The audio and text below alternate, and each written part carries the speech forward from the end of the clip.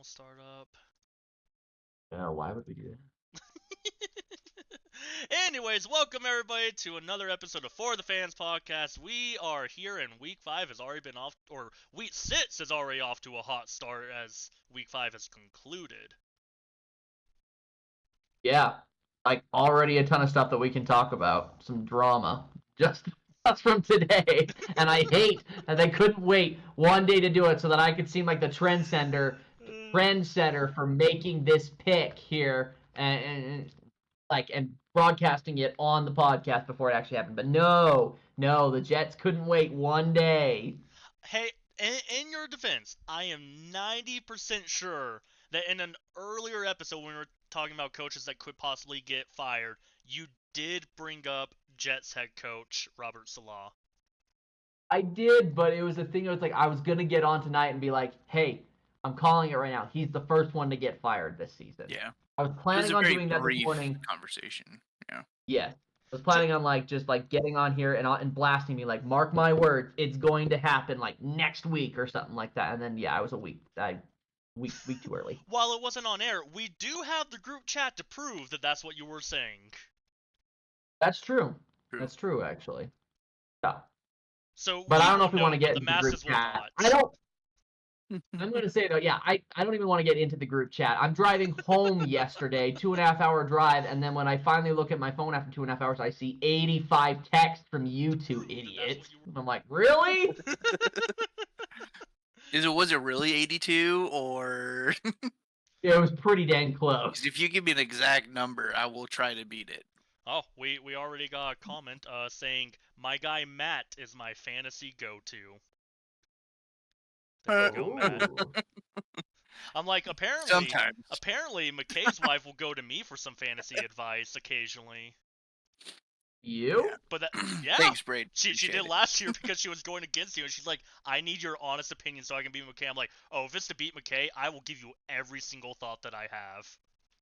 That's true, but then if I remember correctly, she came back to me later and she was like, yeah, that was a bad take. Shane's full of crap. Hey, no, it was good players. True. They just had an off week. Uh-huh. I mean, let's look at like this season. Tyreek Hill hasn't really scored over 10 points except for week 1. Been a big yikes on the fantasy side. Yeah, no, I have had him in my keepers league, and I wanted to trade him, but I'm like, okay, week 1, 21 points. I'm like, no one wants to jump on week 1. Yeah, I'm like, I'll wait for week 2, and I'm like, okay, that was bad, and then it just kept getting worse. I'm not gonna get. I'm not gonna trade him. It was so bad. And I'm not gonna drop him because he's too good of a player to drop. Yeah. I will say, Braden, you should stick around towards the end. I think you'll enjoy our segment. So, which means we should dive into this here. Yep. Plenty of hot takes, plenty of good stuff. Hey, jumping into it here though, just kind of quick little disclaimer, obviously, before we go into this. Well, it had to happen to each and every one of us. Matt kicked it off and wasn't here 1 week. Shane was here once, but he didn't talk, so it doesn't count. Shane, you weren't here. Hey, I still typed in my comments, so you guys. He was not involved. Wait, what comments? I'm pretty sure we just ignored him anyway. Yeah. Yeah, you did. You're like, maybe Shane will chime in. Like, we're gonna ignore that. I'm like, wow, you guys suck. But then yeah, I was not here last week, and then this week Tyler's not here. So eventually we will get back to the point where it's all consistent. But this was part of the point as far as having all 4 of us here. So if one of us had to bow out for busy schedules and whatnot, then hey, the show would go on. We'd still be able to do plenty. So that's what we're doing here on this round, going into week 6. Hey, we've got one wow in the well before we even really get into any of our picks and our matchups for this past week. Matt, do you want to kickstart that one? Oh, yeah. It's a wow and a woe at the same time. It's the Patriots have decided to start Drake May. It was a matter of wow, it's about time, but woes as in, oh, great. Now the offensive line is going to get him killed before he can get going. So, my prediction, week 7, he's going to get hurt. Oh, wow. You're saying week 7? So, next week he's going to get hurt? Yeah, guaranteed. That line will not protect him. And I know he'll want to try to prove himself, and he may or may not put himself in some situations where Plays the Yeah, you hero might ball. need. Yeah, then he gets lit up, and then he'll be limp away. So Man, we're gonna have another Well- JJ McCarthy. yeah, it's unfortunate. I wish they would have just kind of just let him sit, get a better offensive line next year, but I guess that's not the plan. So Well, if you're saying it's by week 7, that means in week 7, probably a player. I'm guessing it's either Trayvon Walker or Devin Lloyd or Josh Hines. One of them is going to just flatten him, and he's going to be it's back to gonna be Brissett. rough. I like Yeah. all of those players. Is that a London matchup? That is a It London is matchup. London. It is Totally London. is. It Oh, is no. London. It is London is gonna calling. be bad. Do you guys want to hear actually a really, really fun stat that I learned today that I think you'll really enjoy? Like, it'll make you laugh. I love fun stats brought to us by you. Okay, so here it is. So,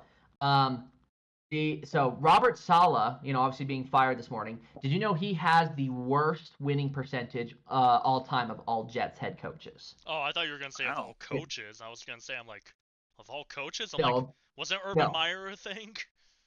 Yeah, no, of all Jets head coaches. But here's where it gets interesting. So, he is the third coach so there actually is a line. There have been 3 coaches that have been canned mid-season, and all 3 of these coaches, they got fired after losing a London game. So here's kind of the interesting thing with it. The first coach that ever got fired was Dennis Allen, who's the Saints head coach now. He was the Raiders head coach, and he got fired in 2014 after they lost to the Dolphins in London. Now, stay with me here. The next coach to get fired, I think his name was Todd Philbin. He was the Dolphins head coach, and he got fired after they lost to the Jets in London. And now we have the Jets head coach, Robert Saleh, getting fired after losing to the Vikings in London. So, just saying, the next time we have next time we have a coach getting fired after losing a London game, it's the Vikings head coach. Ah, Which would be wild, especially if how this season turns out. Oh, That would be crazy. But I just thought it was really funny. I was like, wow, that was like a perfect chain that like continued to happen. So right, that's pretty cool. yeah. But anyway, yeah, going back to it, it's fun little stat there. And then, yeah, obviously we've got Drake May starting here, and that'll be very interesting to see how the Patriots do with that, how he manages to stay healthy. I agree with you, Matt. He's probably going to try and play hero ball, and it might end in complete disaster. Yeah, it's either he'll play super bad and then Brissett will just go back in, or he'll just get roughed up. But either scenario is not good for his confidence moving forward. Like I don't think this is a good move, but we'll see what Mayo. No, Mayo that's was Will Levis. Yeah, I know, but I call him Mayo. I know he's not Gerard Mayo. Yeah, I know. Gerard yeah, Mayo. that's a good point. Yeah. I'm like, I did miss Not the Mayo weekly, man. I There's missed two the different. weekly Mayo Man disappointment photo, and I'm looking forward to them having one this week. Right now that he's back. Oh, I mean, my apparently goodness. Aaron Rodgers filled a spot for him this week. Ugh, Yeah. 3 picks. Good. Yeah, we'll see how that goes. Bill Belichick to the Jets. Anyways, moving on, right? Oh, actually, that's probably going to happen. Right. Nah, he'll go to the Jaguars. He'll go to the Giants. Oh, please, no. Yeah. Shane, why don't you kick us off from our matchups from last week? Talk about your Jaguars finally winning a game. We won a game this season, and the main reason I want to talk about this game is because this is just a fun little statistic. Like, yeah, the Jaguars have been bad, and that game was closer than what it should have been because they were up like 20 to 10 or something like that. And I was like, okay. Well, I'm like 27-17. I'm like, okay. People are like, oh, you guys are gonna win. I'm like, no, we're not. I'm like, don't say that because they can still come back, and I will not rest until this game is over. And it was almost in overtime, and I was like, whew. Wait. The Colts have not won in Everbank Stadium at the bank in Jacksonville in 10 years now. So they've gone 10 consecutive years. They've traveled to Jacksonville, and they've lost every single game so far. I picked the Jaguars to win this. I knew that even though they were winless, I was like, they'll get their first win. That's what I was Close, like. I was but like, you know what? This is gonna be the one game that they win. If they go like 1-16 this season, it's gonna be the one win they get is against the Colts at home.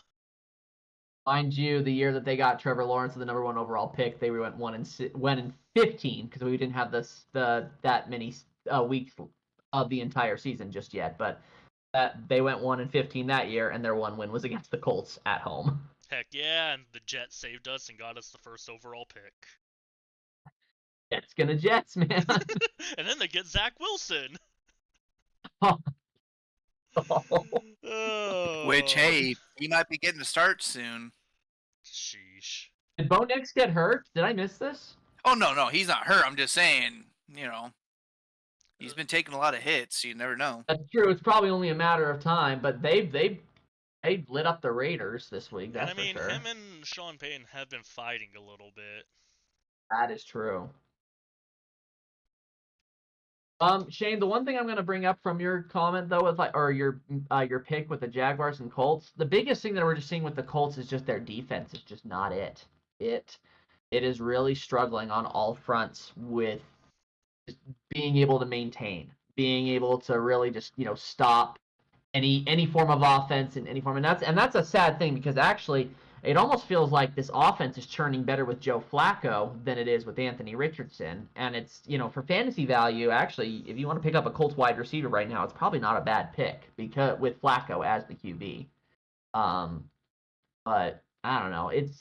Once again, it's looking to be kind of like a down and out season for the Colts here again. And you had Jonathan Taylor get hurt for it too. Yeah, I mean, second year in a row, Anthony Richardson goes down. You're starting to think that he's injury prone, which is never a good thing for a very, very young quarterback. So, could be rough. I'm going to say this just because I have experience with it by a quarterback by the name of Rex Grossman, who played for the Bears and fumbled 3 times in the Super Bowl. I remember Grossman. Yep, Rex Grossman is an alumni from Florida, and there's a little saying that Florida QBs do not work out in the NFL. And right now, that seems to be fitting the bill for Anthony Richardson. Yeah. I mean, Lots of potential and just gets hurt. I mean, we said the same thing about Ohio State. CJ Stroud has proved us wrong. We've also been saying that about Alabama quarterbacks, and that's kind of been holding up unless you want to count Joe Namath back in the old days. Yeah, but we're not going to count that. We do have one other surprise pick by me because I told McKay that I really, really wanted to talk about this, and it'll be very, very brief.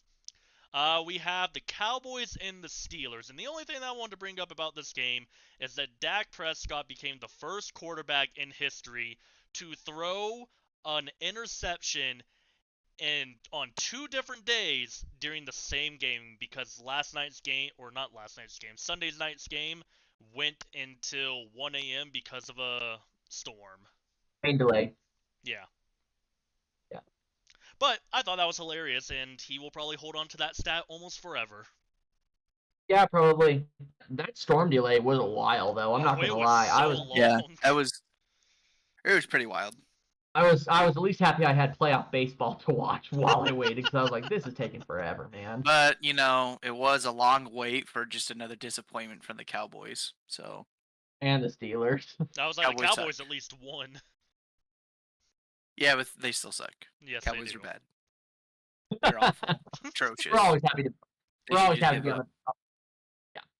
We're always happy to bag on Cowboys fans. What is it that I used to say, Shane? I was like, whenever we'd sign off on these, I'd be like, good night, everyone, and remember, don't be a Cowboys fan, or something like that. So it was something like that. It was like, hug your loved ones and pray they aren't Cowboy fans, or something like that. Yeah, I remember, wasn't there that one year where I literally, it was the COVID year, where I literally picked, like, any matchup where it was the Cowboys, I said, I'm not picking the Cowboys. I'm not picking the Cowboys. I'm not picking the Cowboys. And that was the year that the Cowboys went, like, 6-10 and missed the playoffs and were just absolute garbage because Dak broke his ankle and everything like that season. Yep. But like I continuously was just like, nope, I'm gonna hate on the Cowboys this year. It was so fun. There was another year that you pit the Cowboys in every single game because you had cursed them, and every time you pit them they would lose, and every time you didn't pick them they would win. That's true. That happened too. I think it was like our first ever season that we did that. That was fun. That was fun. 100 I episodes always later. have to rag on the I always have to rag on the Cowboys for reasons. Yes. All right. I'll jump into my pick. I believe that I have the game that was probably the nuttiest of this entire week, and that was the Ravens and the Bengals.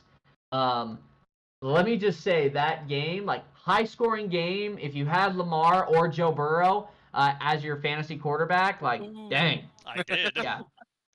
Yeah. I had Lamar. I was happy. One of my leads, he got me 50 points, and the guy I was going against had Lamar Jackson. I'm like, well, I am glad it was these two against each other, because anyone else, game over. Yeah, it was that was something. That was something.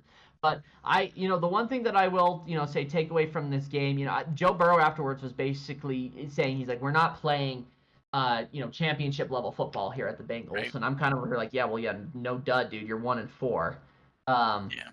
But he's playing well though. It's just I'd like to point out They I'd have like the to point same out to the record Jamar as the Chase. Patriots, the Jaguars. I'd like to point out that Jamar Chase is playing really well too. It's just the rest of the team is just not good, and there was just stupid mistakes that were happening. I mean, the biggest thing that I just said to myself, I was like, "You've got to be kidding me!" Is when they did go into overtime. I mean, Lamar Jackson gave the win on a silver platter. He fumbled that ball. They took it basically all the way into the red zone, but then you missed the field goal. Yeah. What a beautiful And then, of course, the Ravens take it back on the other side. Oh boy. Yeah. What a beautiful It was. Yeah, I mean, I'm not gonna lie. I picked the Ravens to win that game, so I said, okay, that's fine by me. Like, I think I picked the Ravens. And if I remember correctly, too, Justin Tucker, he had like a 59-yard field goal, so he finally got one where he's like hitting some deep. Seriously, because he's been screwing it up lately. Yeah, it was a crazy game. It was a fun one to watch. Let me tell you, it was a fun one to watch. Which reminds me, because we're talking about did we pick that game? Join our Pick'em League. The link is in the description. Yeah. Yeah, come over and trash me. I'm not doing too great right now. I'm in last place because I keep going against my intuition. Like, no, I gotta say, even though you're the guy who's saving me from last place. I'm the one. I'm just gonna from here on out. I'm just going with my gut. I'm not changing nothing. I am 2 behind Tyler. I think every time I switch, it's the wrong choice. Oh my gosh. Yeah. I don't even think Tyler's made every single pick for every week. And he's still in first place. Yeah. Because he is 45 and 31. I'm 43 and 35. So, I mean, if I add 2, I still have 2 more pits than him. So, he missed 2 games, apparently. That makes me sad, Matt, because in our college pick'em, you and I are killing him, but he's just owning us in the NFL. Right. By the way, feel I'm bad gonna make a dramatic comeback. feel bad for everyone who picked Alabama to beat Vanderbilt. I picked Vanderbilt. That's how much I picked Alabama. I was like, I'm picking Vanderbilt. They're gonna win. Madman. You please tell me you put a parlay on that. Oh no, I should have. I know people that put a parlay on it, but they all bet for Alabama. Right? Oh my gosh, it was so funny. I was sitting, I literally pulled out my phone and I saw the score and I did the literal double triple take. I was like, oh, right. That can't be true. Yeah, Vanderbilt's ahead. Wait, what? Vanderbilt's ahead? Wait, what? Vanderbilt's ahead? And if you look, it was so funny, the genuine reactions. One, Lane Kiffin, he's Ole Miss coach. He's having his press conference and he's watching the game the entire time. He's like, how many timeouts does Alabama have left? You all better watch this game. This is never going to happen again. And you got the Vanderbilt students picking up the goalpost of a stadium they're supposed to be doing construction on and finishing up construction. And they destroy the goalpost, carry them down Broadway in Nashville, and chuck it into the river. And then awesome. You got that one Alabama DB who totally smashes the quarterback's head into the ground, throws his mouth guard, and then kicks the ball away from the refs when Vanderbilt's in victory formation, and Throw You know, him in a obviously- hissy fit. Oh yeah, you know what's really funny though is all that's really happened to him is he had to go on social media and say, "I'm sorry, that wasn't right, that wasn't me," and he probably got a little talking to from Coach DeBoer. If Nick Saban was still the head coach there, he would have been benched or kicked off the team, and you know it. He's also a senior, so that really doesn't help his NFL stock. Right? But still, you Matt, you know this. If Coach Saban were still there, he would have been in so much trouble. No, I think he would have been distracted trying to come up with some excuse for Alabama getting owned by a team they should have won against. Yeah, you're probably right. Here we go. So, If you know, Coach Saban like was when there, Utah, Alabama would never lost. yeah, That's probably true. yeah, it's just honestly. like when Utah beat them in the Fiesta Bowl, stomped them. They're like, "Oh, we were playing hurt. We weren't actually playing." It's like, dude, shut up. True. I remember that. You got just raked over the coals. Oh my Your God. Heisman Trophy winning running back got just put in his place. Oh yeah. You're right. You didn't try. Yeah. That's why I have no respect for Saban whatsoever. Because anytime he Oh, yeah. loses a game against a team they know they should have won, or they boast about winning guaranteed, you know, he denies. So, Yeah. I would still take Oh, my Saban God. over Urban Meyer. yeah. Well, yeah. Oh man. I'll You, take you you. look All at right. you even look at that Gators team that he coached, and that did not turn out well. Well, as far as legal troubles, you're right. Yeah, that was kind of a mess. Led by the Ugh. holy quarterback of Tim Tebow. Right? Oh, man. Except one of Tim Tebow's favorite targets was Aaron Hernandez. Real Yeah. 180 there. The Saints and the Sinners, they Oh. go together. Yep, and especially down in Gainesville. Right? Oh man. All right.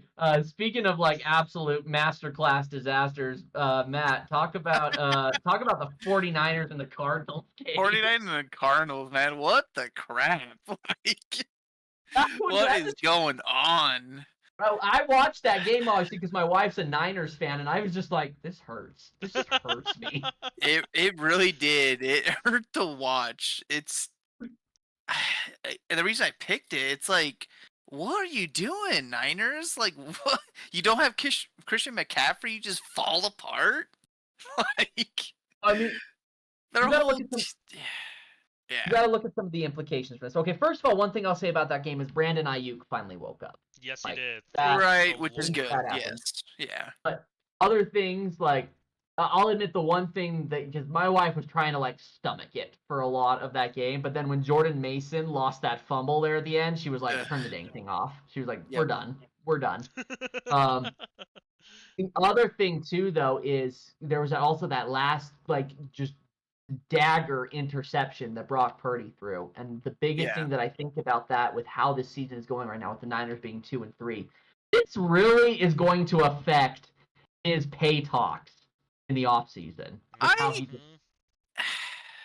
Like, I agree, but at the same time, I disagree. Just because, yeah, he threw that last interception, but he was trying so hard to make something happen, you know? And Yeah. usually when that happens, when your team just has not been playing good, you're trying to make something happen, unless you have the refs in your back pocket, you're not gonna.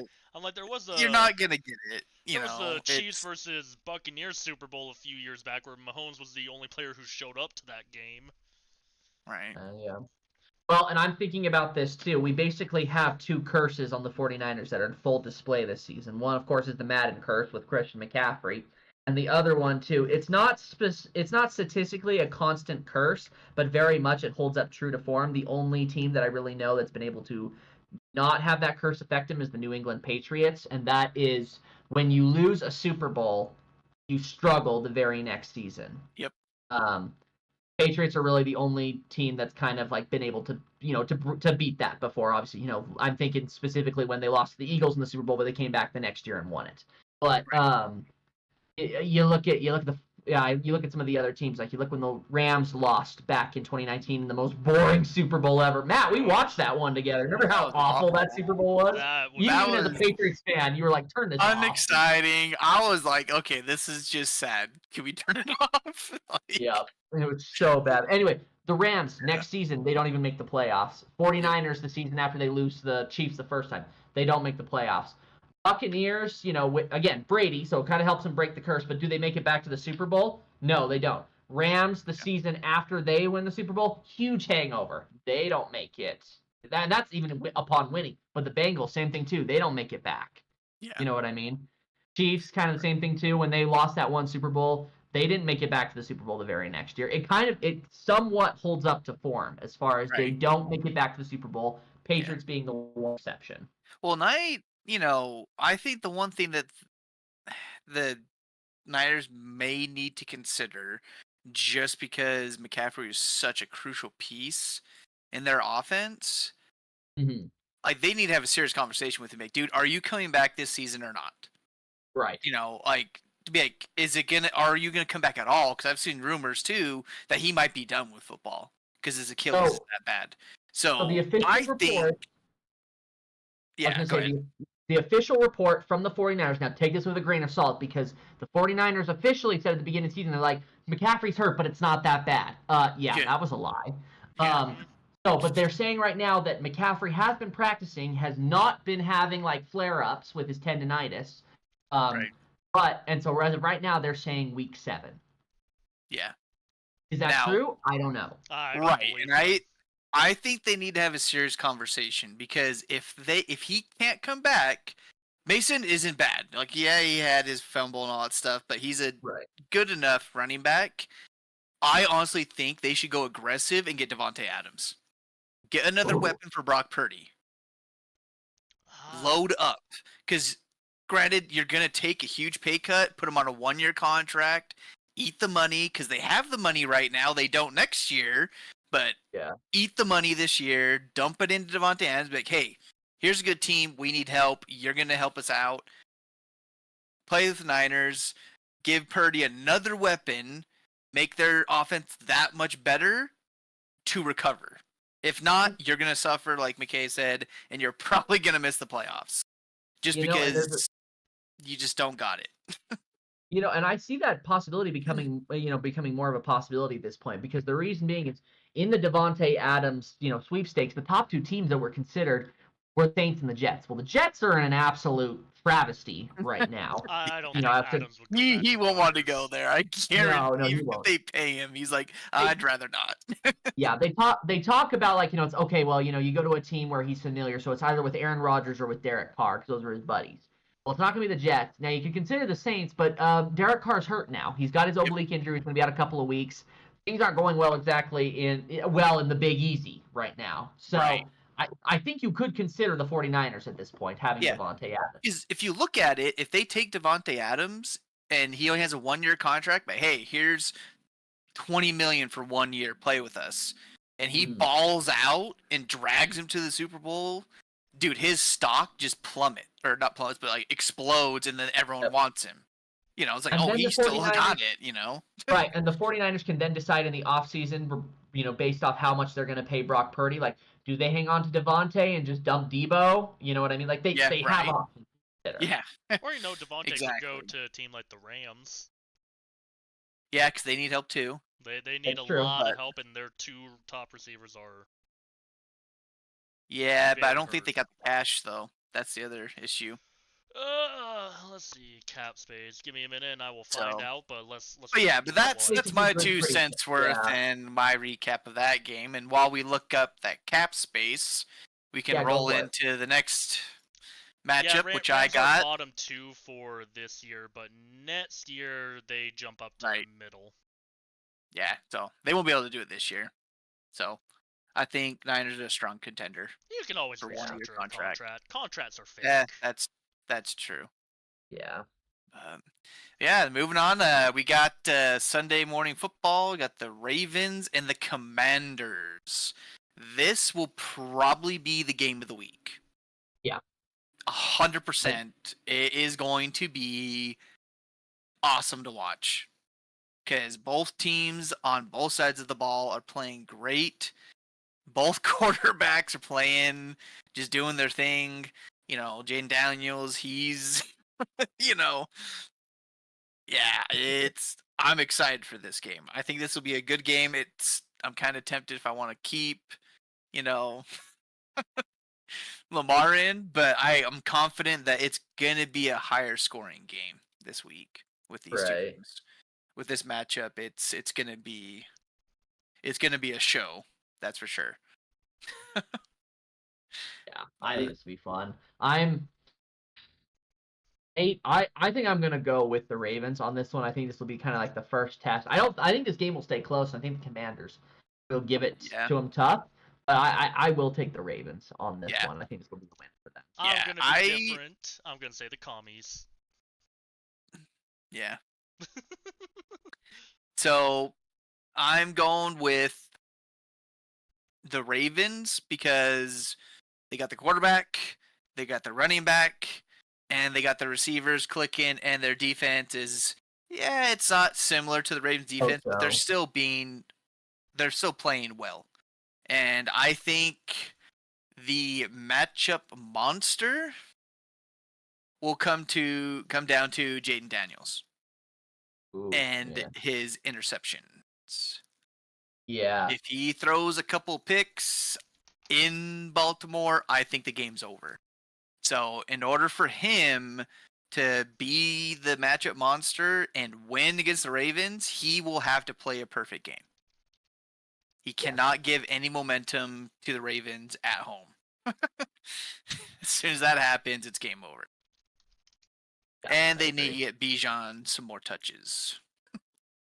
Get him involved a little bit more. You mean Brian? Brian Robinson? Oh, Brian Robinson, yes. Oh, sorry. B. Robinson. It's always those Robinsons. Yeah. But Meet the Robinsons. Yeah. It went B. Robinson, but it all came out the other way. So yeah, So again, it's gonna be that quarterback running back matchup. It's gonna. I'd agree with that. It's gonna be I'd agree with that too. But give me the Jackson and Henry Henry. Yeah. duo. Yeah, I got that for my Henry. I think is going to be the matchup monster. I think it's going to come down to how well does Henry do. Yeah. Yeah. Because that defense is pretty good. Dan Quinn's always been good with defense, Yeah. and that helps. It's like I said, it's gonna be a good game no matter what. I hope the Commanders win because I really want to see the upset. Yeah. Yeah, I think the Commanders, believe it or not, are a team that you can really root for this year. Yeah. Plus, I'd love to don't- see Daniels get the MVP and Rookie of the Year. Oh, that'd be cool. That'd be sick. I won't complain. I was loving on Jaden Daniels back when he was at Arizona State, even before his LSU Heisman era. I would love a non-quarterback as the offensive Rookie of the Year, but that's just me, and I always root for the non-quarterbacks. Yeah. That's true. Really quick side note here, Shane. Is there anyone who's a non-quarterback that you could see as a good MVP candidate this year? Brian Thomas Jr. is leading all rookie wide receivers right now with like 397 yards. Does that make him MVP material? He's had some really good catches for big gain. I think he's making more of a name for himself as long as he gets the ball more. The other one I could see is Malik Neighbors is also pretty high up That's there. who I was gonna say. You're talking about you're talking about Rookie of the Year here. I was talking about MVP. Oh, MVP. Oh. Yeah, no. If we're talking Rookie of the Year, we're talking Rookie of the Year. To a quarterback. I don't really believe in many players outside of a quarterback right now. Yeah, if we're talking offensive Rookie of the Year, I'd say Neighbors is probably a big one. And Brian, I would totally go for both of those two. I think it's going to be hard with this quarterback class to compete with that, mostly with Jaden Daniels, but we'll see. MVP, not to mention sadly, Sammy D. I was going to say it could go to Sam Darnold, which I would don't be know what world I'm amazing. living in. Hang on there. The Vikings offense has got to tune up, though. They've been a little rough the past 2 weeks. Right, but it would just be funny if they pick up and just explode, and then he becomes the MVP of the league. God. And then they win the Super Bowl or something. If Sam Darnold wins the Super Bowl, I question everything I know about football at this point. Yeah, Right. no kidding. Oh, it'd be great. MVP, Super Bowl winner, comeback player of the year. Gosh, he would just take home half the awards. I'd probably retire, to be honest, without him. Like, this isn't normal. I promise I'm done. I'm out. Oh my gosh. One and done. Shane, lead us on here. Next matchup. Next matchup, because I feel like we haven't had this in a while because it doesn't happen very often. It's the inter-podcast rivalry game between my Jaguars and McKay's Bears, which has been a long-standing rivalry. I think it was like one of the first things we talked about because shortly after we first met, our teams were playing each other, and we talked so much smack to one another that week. Which was funny because both our teams were horrible. All right, Both who's of our gonna teams were win? garbage. I don't even remember who won the game. I think the Bears won. I think No, it was actually Jaguars a by tie. one. Jaguars by one. Shoo. By 1 point. It was by 1 point, but wasn't the score like 14-13 or something like that? 17-16. Let me look it back up here. We're gonna. Let's test how good my memory is here. Jags versus Bears. What was that? 2016. 17-16 Jaguars. Dang. The Jaguars were 2-3. The Bears were 1-5. I was kind of expecting them to tie. Right? Oh. There was so much talk, and both me and McKay were just like, wow, this is a really bad game, isn't it? It was so bad. But So I'm picking this embarrassing. matchup. Normally, I don't like to pick my own team for the matchups, but I'm doing this because in our podcast rivalry, I feel like would be a fun thing to do, especially now that there's 4 of us, so there's more opportunity for this thing to happen. And this is also a London game.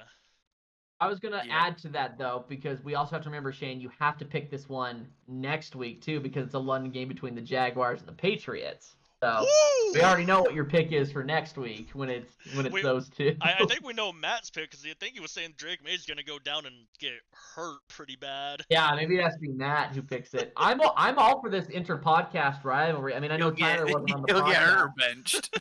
Yep. I know Tyler wasn't on the podcast last season, but when on New Year's Eve, I think it was, yeah, Tyler and Falcons and Bears were playing each other, and the Bears won. Like, it was considerable. It was very embarrassing for the Falcons, and Tyler came over to my house that evening, and I was wearing my Bears jersey, and like I opened up the door, and he was like, "Take that dang thing off." He was so mad. I mean, sadly for Tyler, Funny. he's not going to have the inner podcast fight this season. The Falcons don't play any of our teams, but Yeah.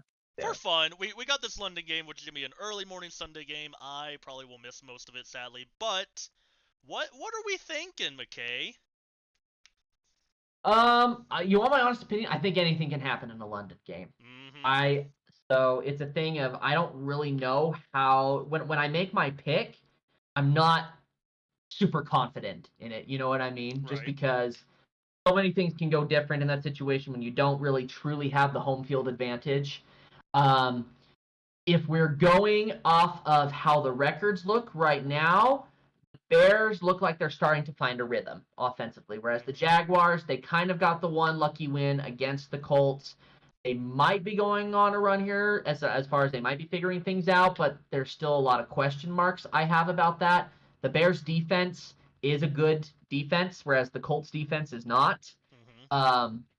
And now that they're finding a rhythm on offense to not put the defense so much on the field, it could go well for the Bears in that favor. If you look at records statistically from the past few games, outside of that one where the Bears or lost to the Jaguars by 1 point, the Bears have won the majority of the matchups. In fact, I think the last time they played, let's see, I gotta look it up right now, but I know if I remember correctly, it was quite lopsided. Yeah, it was 41-17 Bears the last time they played. Sheesh. I mean, I'll say this, and this is just to take the opposite side of you, going with the facts and statistics and everything. Thankfully, London is kind of the Jaguars' second home, so even though this is technically an away game for them, they kind of know what it's like to travel to London and play there year after year after year. So they're very used to this environment. They're used to this overseas travel. So I think they're going to be less impacted by it. They're going to have, even though it's an away game, it's going to be kind of basically a home game for them. And I think they're coming off a good momentum. I think the schedule was set perfectly for them to win at home against the Colts after having a rough start. And they're going to be able to ride that momentum because last year they went to London and they were doing okay, but they went to London, won 2-0 in London, came back home and went on a win streak for a bit. So I think this True. is going to be the turning point for the Jazz if they want to contend this season. So I got Bears, you've got Jags. Matt, be our tiebreaker here. Is neither an option. The right? Meteor. I am I rooting picked for the the Meteor. Tottenham Hotspurs to win. I knew you were going to say that. He was like, he's going to say something like the Hotspurs. The stadium is going to win. It's going to claim many victims. I am rooting for the Bears to get another double doink. Yeah. I am rooting for, I guess it'd be Brian Thomas Jr. since Miles Jack is not there. He was Right. not down. Ugh. Boy. Yeah, I think it could go either way, but honestly, It's a tough one. I'm not gonna say it. So I'll go with Jags Hey! Hey. because I think Caleb Williams is easily rattled, Yeah. and that's true. traveling to London, where he probably hasn't been outside the United States ever, I think he's gonna have an issue. I can see that. I think he'll crap the bed this game. Okay. Okay. I think this will be So- a very interesting game. May not And then be I great. think- Interesting. And the matchup monster is gonna be Tanks Bigsby for me. Heck yeah, Bigsby. I'm loving I him. think they're just gonna feed him. I mean, they're still saying ETN's the main guy, but I'm like, I mean, at this point, let Bigsby have more shares than normal. Yeah. Especially Yeah. since, Travis Etienne's questionable week to Oh. week and maybe festering injury or whatever. Just give him a break. Yeah. There's no harm in that. I mean, you can still play him, just do what you've been doing. Give the ball Right. to Bigsby a little bit more. Exactly. That's true. McKay, who do you Give me got? as DJ your Moore. monster? DJ Moore. Yeah, I will say I think the Bears have better Yep. receivers, but oof. Yeah. I think the game's I gonna come think- down to defense. Yeah. Well, and I would say too, to Matt's point, if Caleb Williams does get rattled, then yeah, DJ Moore won't be much of a factor. If the connection is there, if he feels like he's doing all right, then yeah, DJ Moore is probably going to be a really, really big player. All right, let's speed this up through this. We talked enough about my team. Let's move on to McKay, your pick, and then quickly go through Matt's Okay. conspiracy and see what time it is. Yeah, so I got the Packers and the Cardinals. I like this matchup. I think it'll be fun. I think the Cardinals are frisky. They have a good set of players on their team to make things interesting.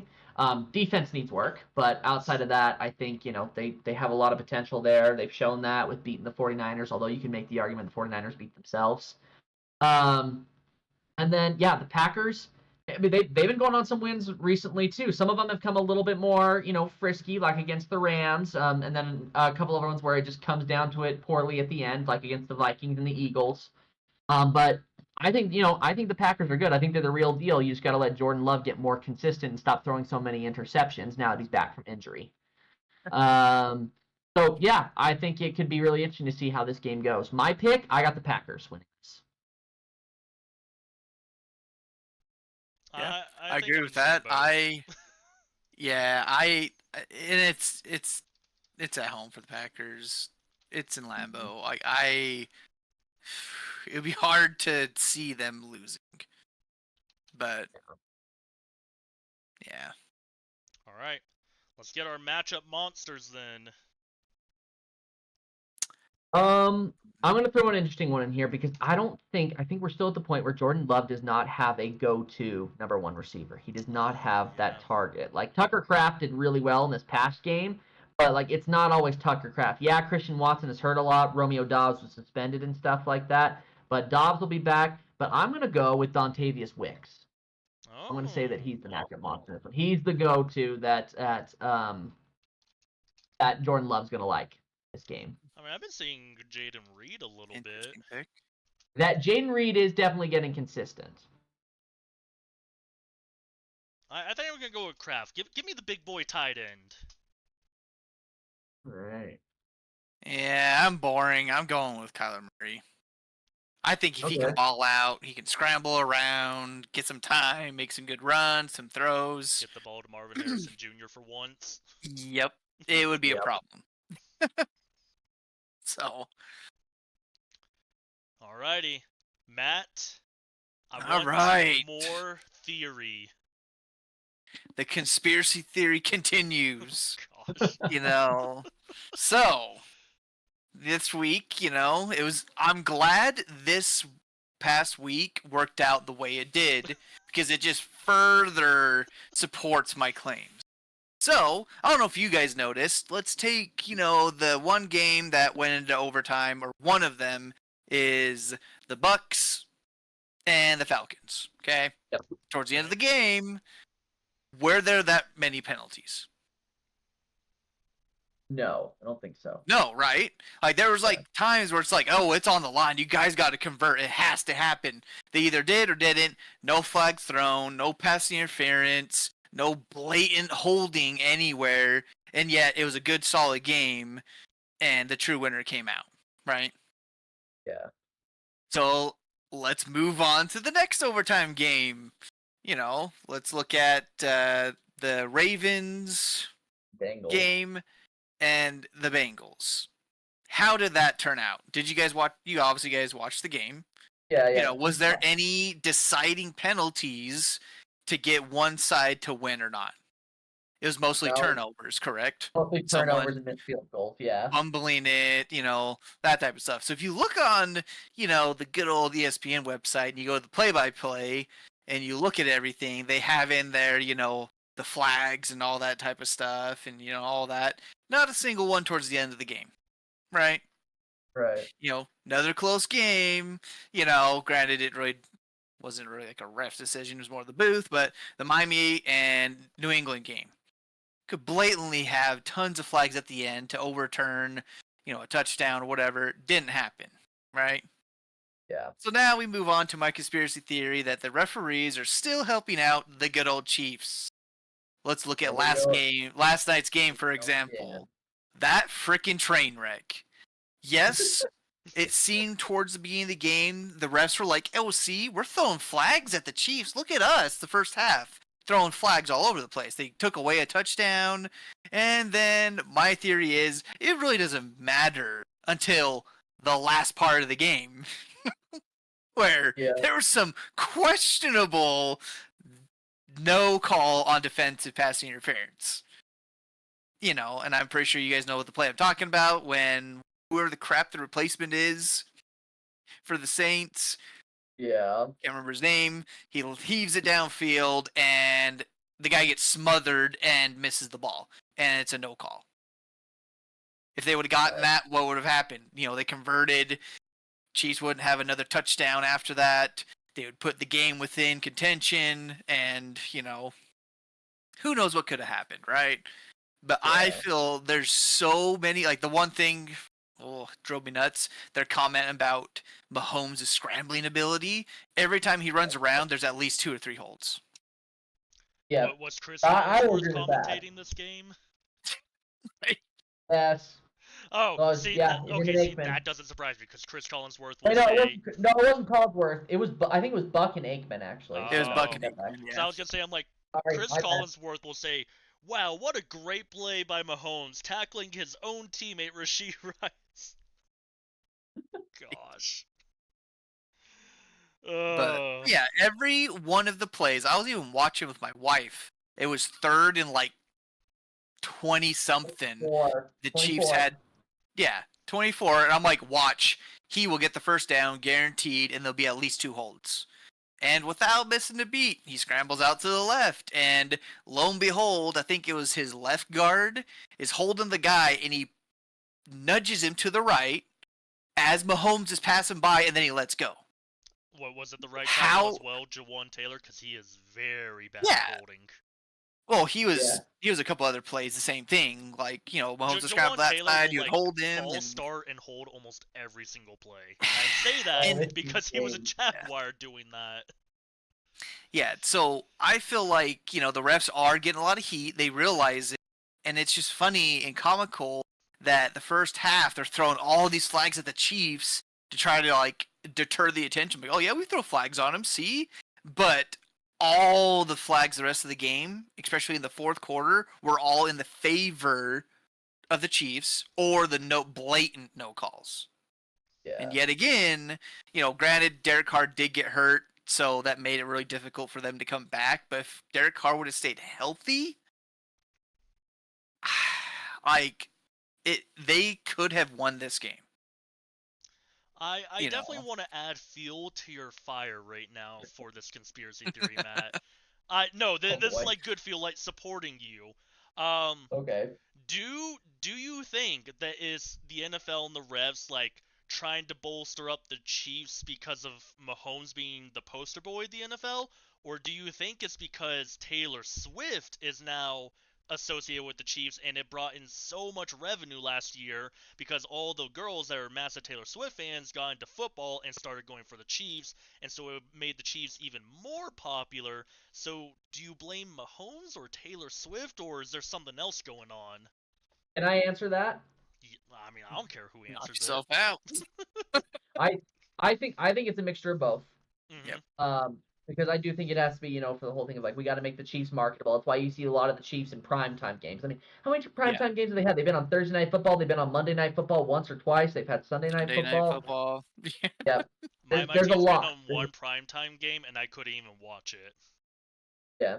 So I mean, you get where I'm going with this, where it's like, yeah, that's because of the Taylor Swift effect. They know that they will get lots of viewership in these games because she's there. That sort of thing. That totally exists. But at the same time, there totally is a golden boy mentality there. And it exists in every sport.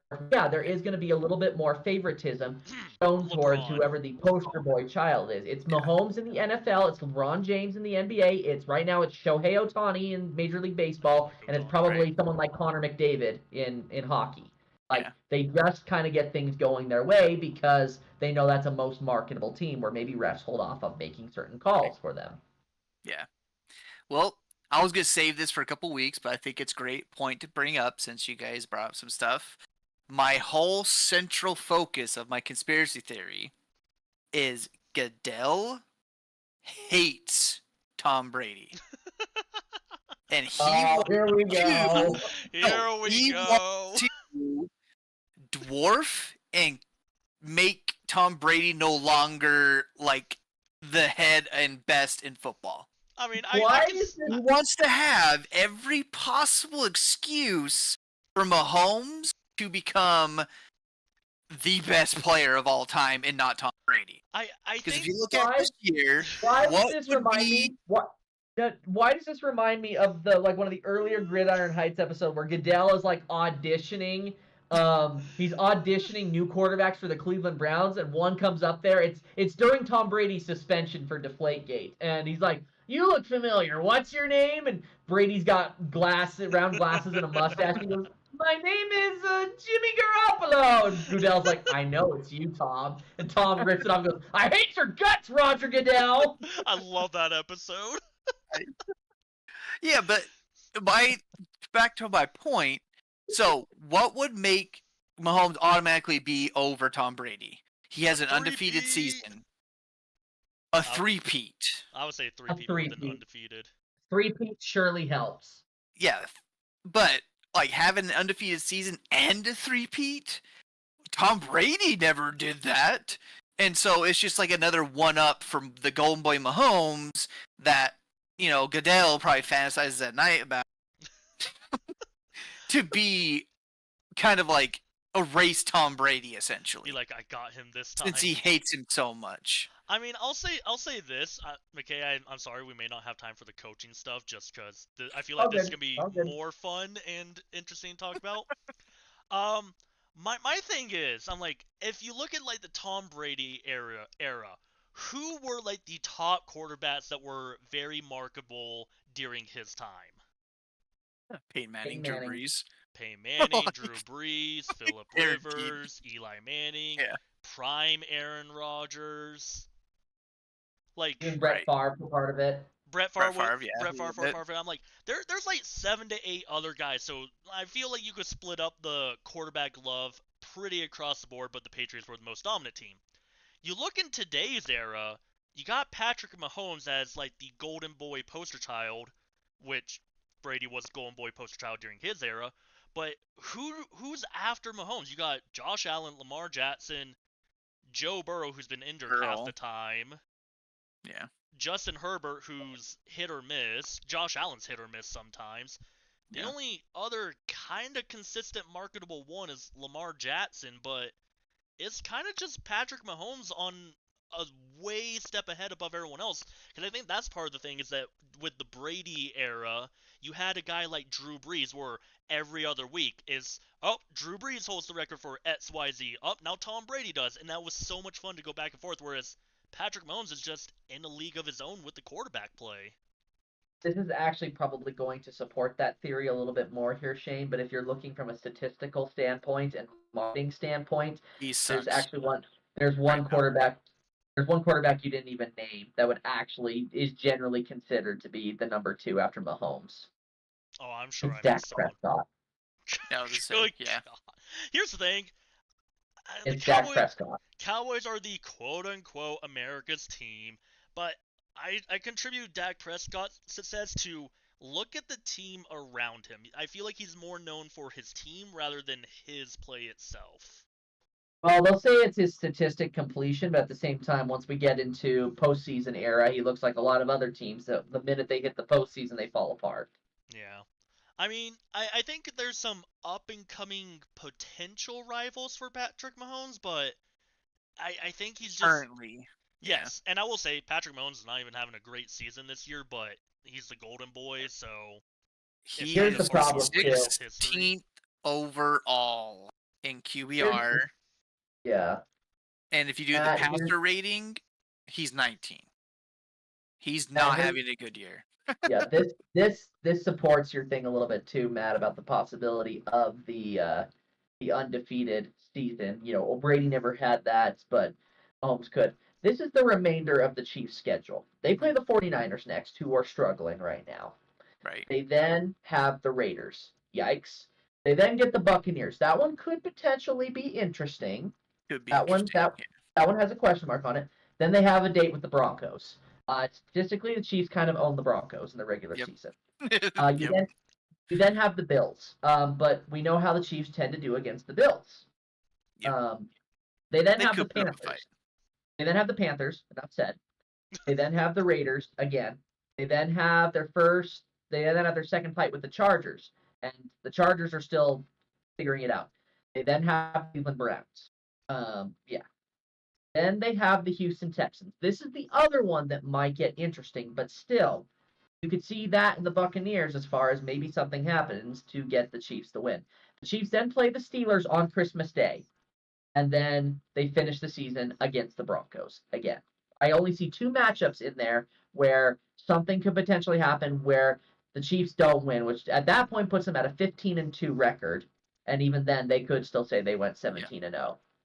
If we hold up to your theory. With that record, it still puts them in the driver's seat to have every single home game in the playoffs. Again. Because I was going to look at it. I forgot to do it before we started today, but I'm pretty sure Mahomes has always struggled on away games. Away playoff games, I believe that is correct. Every single time. Like, he barely squeaks it out, again, yet to the referees, helping him out a little bit. But Right. it's not like a blowout game when they're at home. You know? And so I like, for me, it's just too obvious that they're setting them up for success and to just make them the it team.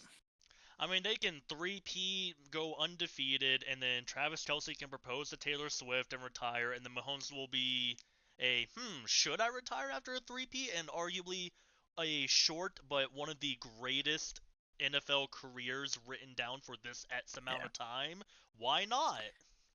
Because they might keep Mahomes in there and keep him going and be good if they do three-peat, but the track record shows after you've gone to the Super Bowl 3 or 4 times, you kind of take a dip, either because you don't have enough money, the players you had are either too old to retire, and then but again, it just seems like they always have this revolving door of weapons for Mahomes.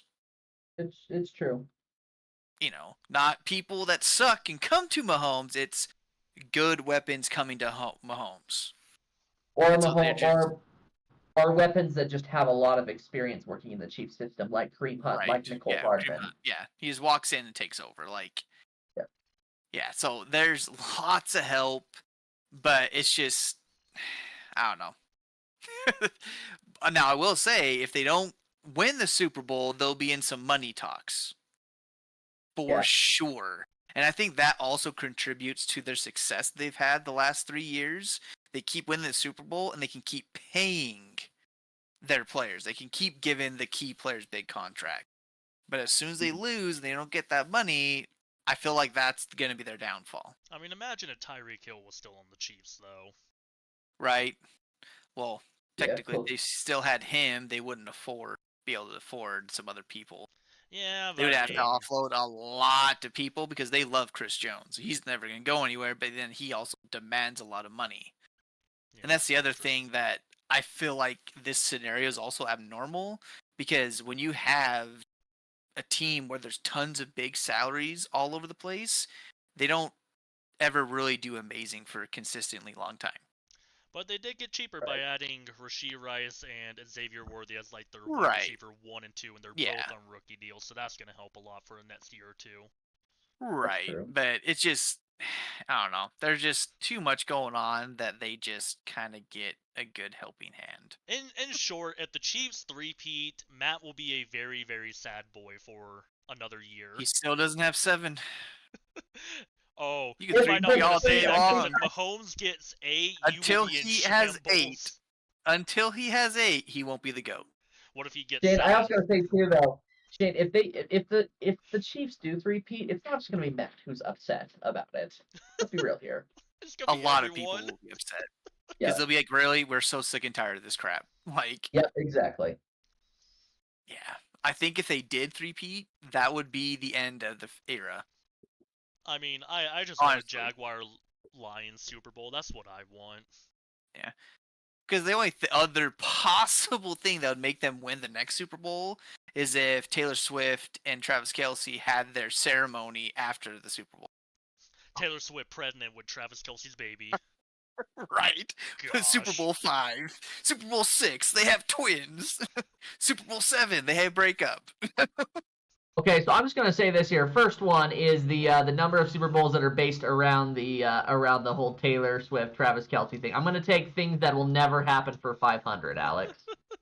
And while I'm at it, while I'm at it, Jaguars and Lions Super Bowl. I'll also take things that will never happen. I for will 400. also agree with that. I said I want it because it's 2 teams that have never even been to the Super Bowl. I want 2 teams that have never been to go in there, and then we get to watch a new champion crowned for the first time ever, no matter what the outcome is. That's true. That'd be fun. I mean, I'll take Texans as well. It's just there's not many teams left that have never been to the Super Bowl. Yeah. Well, all right. I think that basically that's a good wraps one to us end up on. here. Yeah. What? Sorry. I was saying that's a good spot to end. I think Yes, so. I very mean, good we spot. still have plenty. We still have other stuff we can talk about in the future. Like I said, we wanted to talk about coaches. We'll get to it here, though. Maybe another coach gets dumped here in the next little while. Sniped. Yeah. But until then, And yeah. Good. It'll be good.